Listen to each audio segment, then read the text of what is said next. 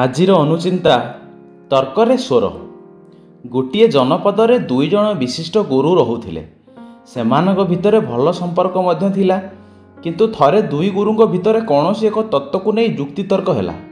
ତର୍କ ବଢ଼ିଲା, କିନ୍ତୁ ଦେଖାଗଲା ଯେ ଜଣେ ଗୁରୁ ନୀରବ ହୋଇଗଲେ। ଅନ୍ୟ ଗୁରୁ ଜଣକ କିନ୍ତୁ ବଡ଼ ପାଟିରେ ନିଜ ତତ୍ତ୍ୱକୁ ଠିକ୍ ବୋଲି ସିଦ୍ଧ କରି କହିଲେ, ଏବେ ମାନିଗଲ ତ ଏ ବିଷୟରେ ମୋର ତର୍କ ତୁମଠାରୁ ବଳିଷ୍ଠ। ଠିକ୍ ସେହିଦିନ ଦୁଇ ଜଣ ଯୁବକ ଶିଷ୍ୟତ୍ୱ ଗ୍ରହଣ କରିବା ଲାଗି ଗୁରୁଙ୍କ ତଲାସରେ ସେହି ଜନପଦରେ ପହଞ୍ଚିଥିଲେ। ଅଗତ୍ୟା ସେମାନେ ତର୍କ ଚାଲିଥିବା ବେଳେ ଟିକିଏ ଦୂରରୁ ସବୁକିଛି ଶୁଣିପାରିଲେ। ଏ ଘଟଣା ପରେ ଜଣେ ଯୁବକ ତା'ର ବନ୍ଧୁକୁ କହିଲା, ଭାଇ, ଯେଉଁ ଗୁରୁ ତର୍କରେ ଜିତିଗଲେ ତାଙ୍କଠାରୁ ଶିକ୍ଷା ଗ୍ରହଣ କରିବା ଉଚିତ। କିନ୍ତୁ ଅନ୍ୟ ବନ୍ଧୁ କହିଲା, ନାଇଁ ରେ ଭାଇ, ମୁଁ ଚୁପ୍ ହୋଇଯାଇଥିବା ଗୁରୁଙ୍କ ଜ୍ଞାନ ଗାରିମା ବିଷୟରେ ମଧ୍ୟ ବହୁତ ଶୁଣିଛି। ତେଣୁ ବିଚାର କରି କୌଣସି ନିଷ୍ପତ୍ତି ନେବି। ସେଦିନ ସନ୍ଧ୍ୟାରେ ସେମାନେ ତର୍କରେ ଚୁପ୍ ହୋଇଯାଇଥିବା ଗୁରୁଙ୍କ ଆଶ୍ରମକୁ ଯାଇ ତାଙ୍କୁ ଭେଟି ସନ୍ତର୍ପଣରେ ପଚାରିଲେ, ଆପଣ ଚୁପ୍ ହୋଇଗଲେ କାହିଁକି? କ'ଣ ତର୍କରେ ହାରିଗଲେ?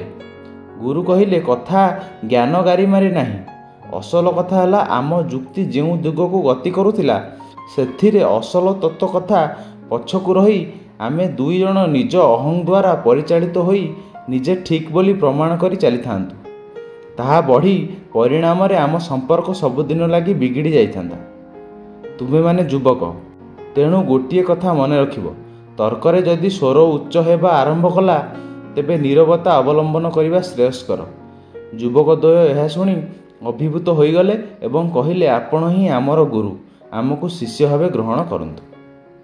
କାହାଣୀଟି ଯଦି ପସନ୍ଦ ଆସିଛି ତାହେଲେ ଭିଡ଼ିଓଟିକୁ ଲାଇକ୍ କରିବେ, ଆମ ଚ୍ୟାନେଲକୁ ସବସ୍କ୍ରାଇବ୍ କରିବେ। ଧନ୍ୟବାଦ, ନମସ୍କାର, ଜୟ ଜଗନ୍ନାଥ।